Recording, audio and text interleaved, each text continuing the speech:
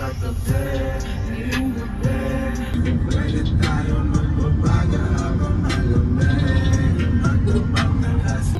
mo. Ano mo na? Dahil ano man, 2 weeks pa. May mga pending pa ako. Soon. Oo. Sige. Kasi na nga, nandito muna kami sa bahay ni Val kasi susunduin namin sila. Sabay-sabay kami pupunta dun. Kasi nasain? Balyo. Sa balyo? Ha? Ay, may iba ka. Pumadya na. Sabi natin, chat, baka na gusto nyo dyan na lang. Mag-carry bag pala kami. Sa car. Kayo. Or what if mag-inot na kami? Tapos ayun na nga, since hindi pa naman sila ready, una na muna kami kasi susunod na lang daw sila kasi may ginagawa pa, hindi pa tapos ng mga outfitan natin dyan. Tapos bili muna kami ng pagkain namin kasi super gutom ng mga person. Tapos medyo yung inumin na konti lang. Tapos ayan, syala, nandito na kami sa Inarihan Farm Resort. Siguro ika-third time ko nang pumunta dito. Sobrang ganda dito guys. Walang eme. Sobrang ganda dito, promise. So kung kayo nagbabalak din kayo mag-nature trip, try nyo dito. Sobrang ganda talaga. Ay, thank you po. This is the entrance, guys.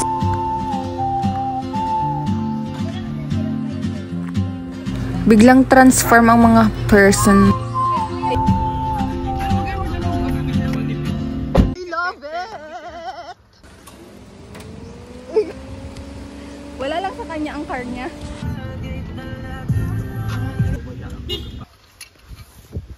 Tapos yung spot ng picturan dito yun, ang ganda. Ay, yo, naka-video. Ayun, naglalakad na kami pababa guys. Sobrang nakakahinga lang siya. Pero kung sanay ka naman, hindi naman. Carry lang. Tapos sobrang worth it kapag nasa baba na kayo. Tignan nyo. Tapos banda dito, nakita ko na yung yung baba niya. Kaya tignan nyo. Hindi pa naman pero kitang-kita na.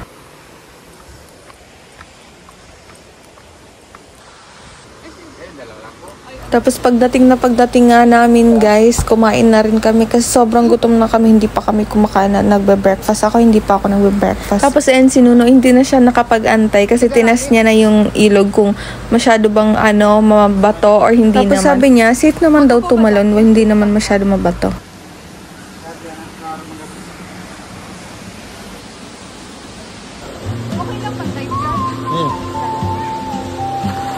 Sobrang tanong pa siya kung pwede mag-dive dyan. Hindi naman nga marunong mag-dive. Tapos hindi naman siya malalim kaya hindi naman pwede mag-dive. Goes.